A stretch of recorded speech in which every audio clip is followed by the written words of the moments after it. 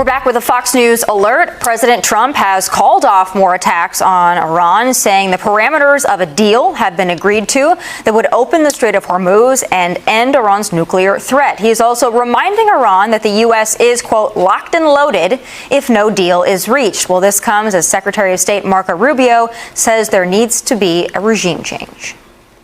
I think the regime has to change. You may not have a regime change, but the regime has to change. The Iranian regime traditionally has been expeditionary. In essence, their view is they don't want to just govern Iran, they want to govern the region. They want to export their revolution. That does have to change. And the only way you're going to change that is if you make the price of it too high for them to be able to pay. Joey, I don't disagree with Secretary Rubio there. I think he's spot on, and I think that you would agree with that as well. I want to talk about the breaking news that I guess really isn't that breaking, that we're going to hold off right now on attacking Iran because they're going to come to the table and make a deal. I want to be optimistic, but I've sat at this table with you for months on end, and every Saturday and Sunday we report, similar things. What's your take? Do you think this is finally the moment that they sit down and make a real deal in good faith?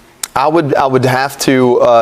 have to be insane to believe that without anything else to show for it, because they've proven to me that's not who they are and not what they'll do. I don't even know that the president believes that. I really don't. I don't know that his goal is an actual deal as much as it is playing the chess game. I mean, I think that he does take into account gas prices. He takes into account the pressure from other countries. I mean, if you read the write-up, one of the things that stuck out to me in his own post was that other Middle Eastern countries ask him for this. Well, if you go and do some research for that, the Saudis have a Houthi problem right now, right? They just go over to the Red Sea, and what are they capable of doing? Are they capable of shutting down the Red Sea forever? No, but are they capable of making this mess worse for a prolonged period of time? Absolutely. And so, of course, the Saudis want to do it. The Qataris apparently wanted to calm things down.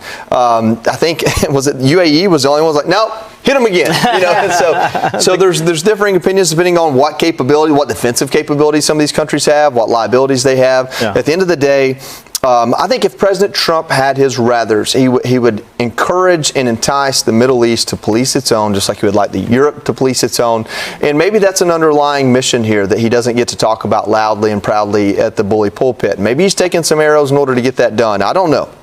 At this point, I'm wishful thinking because I don't have anything to show it other than we do have more Middle Eastern countries on board with our goals and priorities, at least at face value, than we have in the last 50 years. So, Kevin, to that point, though, then how does this end? If every time we strike and then we pull back, we're waiting for them to come to the table, other Middle Eastern countries want us to pull back because now they're being targeted. Sure. But then it feels like this is on and on and on. We're on a hamster wheel and it keeps repeating itself. How do you carry out your objectives if some of your allies in the region want you to stop when you're putting the squeeze on? You're starting to look more and more like Bill Murray in that movie, Groundhog Day. Yeah, over and over and over. Here's the difference, though. I think in this circumstance, what Joey pointed out is, I think, the critical point here today, and that is other partners in the region are basically saying, hey, listen, let's see if we can't make something happen, because now we're talking about possibly targeting Karg Island and other infrastructure, major energy infrastructure seriously at risk.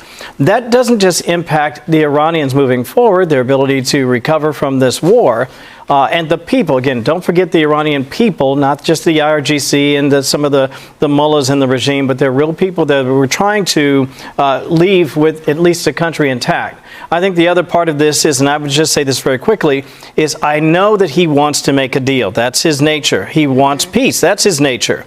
But the only way you get there is by the tip of the bayonet. And so we will keep bombing them. Every single time, if they don't follow through on this deal, they'll get hit again next week and hit again the week after that until they finally submit. But if we keep piecemealing it, if we keep, punch here, punch there, we take the punches too. That's true. And we just brought 3 souls home 2 weeks ago, and we have ships getting hit. It's frustrating. Sure. It's very frustrating. I agree. Well, Kaylee, to that point, we talk a lot about messaging to the American people here, and do you think that it is helpful to have these Truth Social posts from the president saying we're locked and loaded, but we're going to back off? and almost every weekend we have a similar message. Is that good because it's very transparent? Is it sending mixed messages? How do you think your everyday American, who's not super invested in the military strategy, but they are invested in the gas prices and everything else, how do you think they're reading all of this? I think people see it as President Trump's sort of chaotic personality coming through in his foreign policy initiatives, and many people think that that's actually a good trait to have when you're dealing with countries like this, a little bit of unpredictability. However, I think the unpredictability on this has started to become a little bit predictable, which is its own problem. But I think President Trump also understands that, look, this thing is going to come to a conclusion one way or the other, regardless of whether it requires more bombs. And that's because Iran cannot sustain the economic pressure that is currently on the regime. Eventually, it's going to crumble. It's just going to take a lot longer for the economic pressure to actually complete the job, which is why President Trump is exerting a little bit more physical pressure as well to drive that point home. The problem here is the Strait of Hormuz. That is the choke point. That is what maybe we didn't predict when we started this whole thing in the first place, is that now whatever deal Iran wants is going to include them controlling the Strait of Hormuz, which they did not do before. They didn't charge tolls. They didn't do any of that. Now they're going to require that because we are economically crippling the regime. They have to get funding. They have to get some sort of revenue.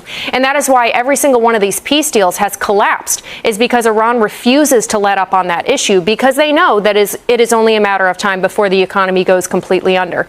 So I think that's the difficult part here. I do think that the only solution is really for some of these Gulf Arab nations to do this work themselves. And maybe there needs to be some sort of solution to the Strait where we have Saudi Arabia or we have the UAE or we have a coalition controlling the Strait from here on out. Because I don't think that it should be us either. But it